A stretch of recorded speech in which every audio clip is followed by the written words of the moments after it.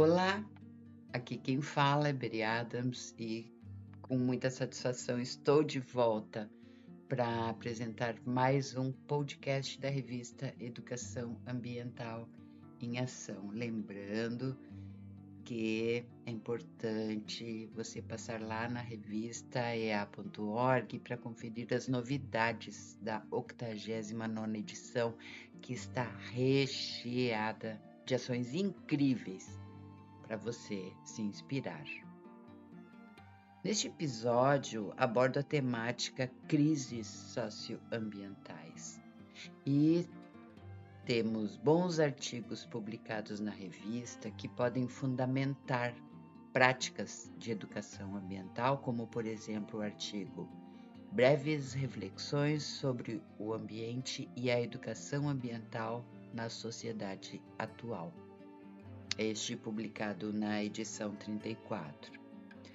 Outro, Educação Ambiental e Cidadania, publicado na edição 41. E também o Condições de Vida, Educação Ambiental e Sustentabilidade, este publicado na edição 51, entre outros, lembrando que dentro do próprio site da revista há uma ferramenta de busca por assunto. Bem, iniciando então a reflexão de hoje, aponto essa questão. O que representam as crises em nossas vidas e na vida do planeta? Mudar é um verbo que qualquer crise chama para ação, em todas as esferas e instâncias da vida humana. Se há crise, há, sem dúvida, a necessidade de mudança. Não reconhecer uma crise é brincar com o perigo, é ignorar um momento crucial de aprendizado, de transformação, e o nó que dificulta o desenlace de muitos problemas, desde pessoais a globais, ele fica cada vez mais apertado. Há diferentes tipos de crise e para cada uma delas há reações diferentes. Há os que começam as mudanças focados em atitudes pessoais. São os que vasculham o fundo da alma para fazer uma análise do que necessita ser alterado, para, então, a partir dessa mudança interna, promover mudanças externas e mudanças no seu entorno. Há os que optam por movimentos externos, concretos, coletivos, que encontram em seus pares, em seus parceiros, na sua comunidade, a força para as mudanças, seja por interesses próprios ou por apoio às minorias. Outros ainda fazem os dois movimentos, envolvendo o ambiente interno e o externo, dependendo da perspectiva e filosofia de vida de cada um. E as crises alcançam a todos, sem distinção. Grandes corporações, empresários, famosos, trabalhadores, desempregados, sem tetos, povos indígenas, deficientes, idosos, crianças, e dentre estes, aos que escutam o próprio eco quando emitem seus pedidos de socorro. Maurício Góes, que é escritor e conferencista, expressa que a crise é a melhor bênção que pode acontecer a pessoas e países, porque a crise traz progresso. A criatividade nasce da angústia e o dia lindo vem do ventre da tempestade escura. É na crise que surge a invenção, a descoberta, a reflexão e as grandes estratégias. Quem supera a crise, supera a si mesmo, sem ficar superado.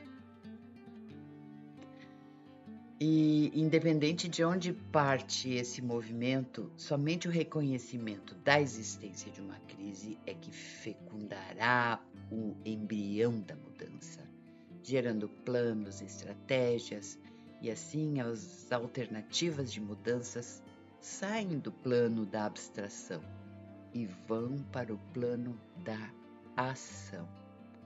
A ilusão de que tudo está bem diante de um cenário assustador e de crise é o maior sinal de que optamos por aceitar a tragédia ao invés da mudança.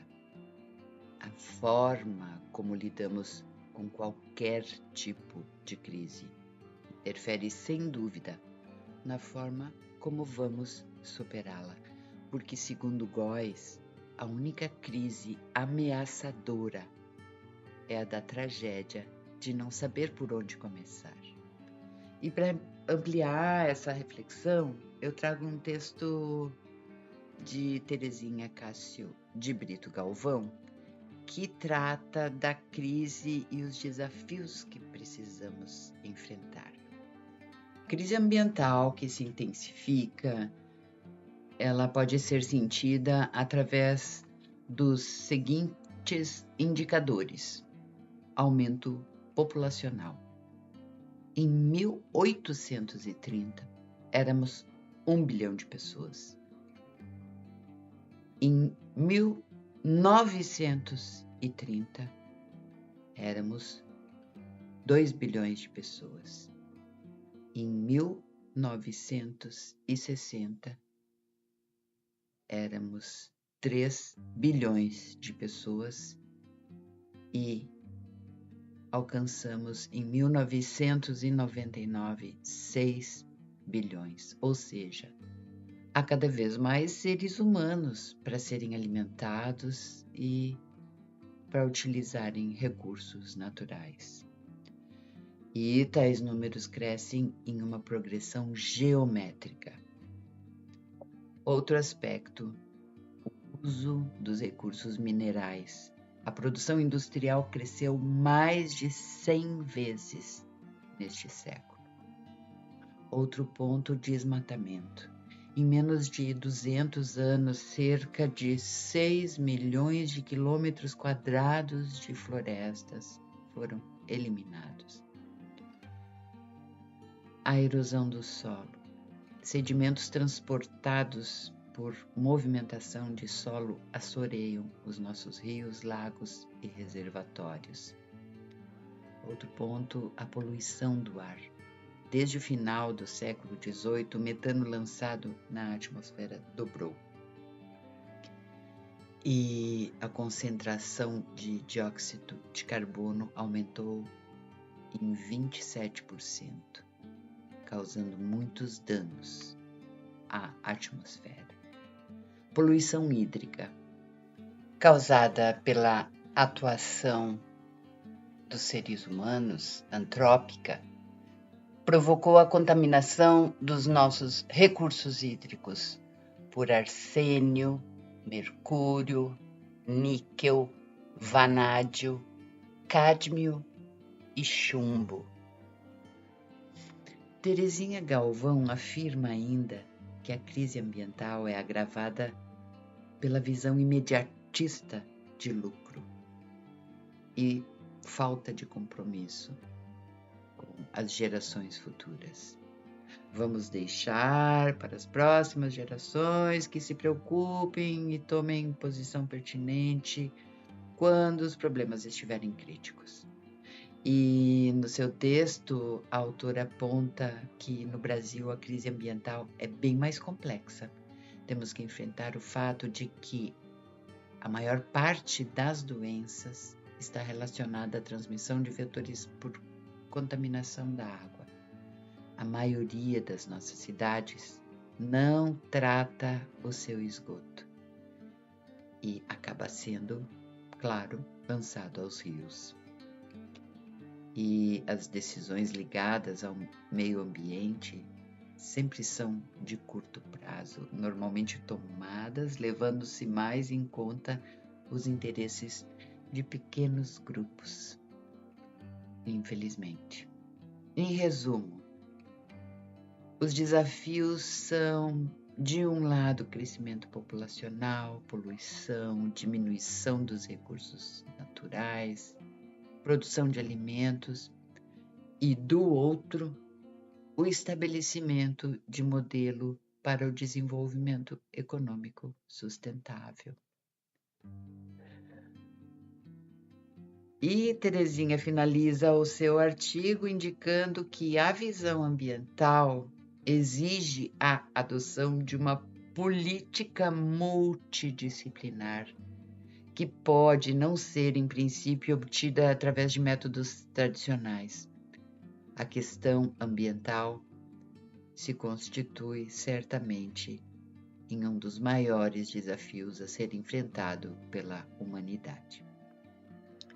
Sim, foi possível perceber que são muitos os desafios dessa crise que precisamos sim enfrentar, já viemos enfrentando e seguiremos enfrentando. E por isso é tão importante refletir, pesquisar, analisar, trocar ideias e desenvolver cada vez mais a minha consciência crítica, a tua consciência crítica, sempre buscando fazer aquilo que está ao nosso alcance, o que é da nossa responsabilidade e, claro, se possível, fazer um pouco mais.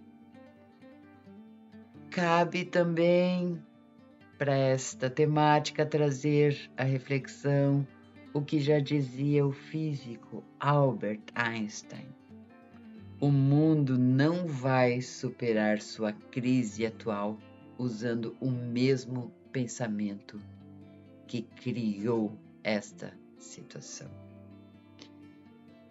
É um desafio e tanto mudar a forma como pensamos o mundo e, conforme nos alerta o teólogo e ambientalista Leonardo Boff, a mudança ocorrerá somente se passarmos a escutar o que as nuvens negras, as florestas das encostas, os rios que rompem barreiras, as encostas abruptas, as rochas soltas nos advertem. Caso contrário, a surdez nos dará amargas lições. E diante desse cenário que exige, sim, uma mudança para ontem, creio que uma das maiores dificuldades que encontramos também nesse processo de mudança são as contradições que vivenciamos no dia a dia, eu e você. Então, para finalizar o nosso podcast, eu apresento como Milor Fernandes, em seu texto, evidencia bem essa situação. Sentado numa cadeira de madeira, em frente a esta mesa de madeira, cercado de elefantes de madeira e com um lápis de madeira na mão, vou começar um artigo cínico defendendo a preservação das florestas. Espero que tenham tido uma ótima reflexão. Muito obrigada. E não esquece de passar lá no revistaea.org para acompanhar o trabalho dessa equipe que acredita no poder da mudança a partir de pequenas ações do dia a dia. Grande abraço e até o próximo podcast da revista Educação Ambiental em Ação.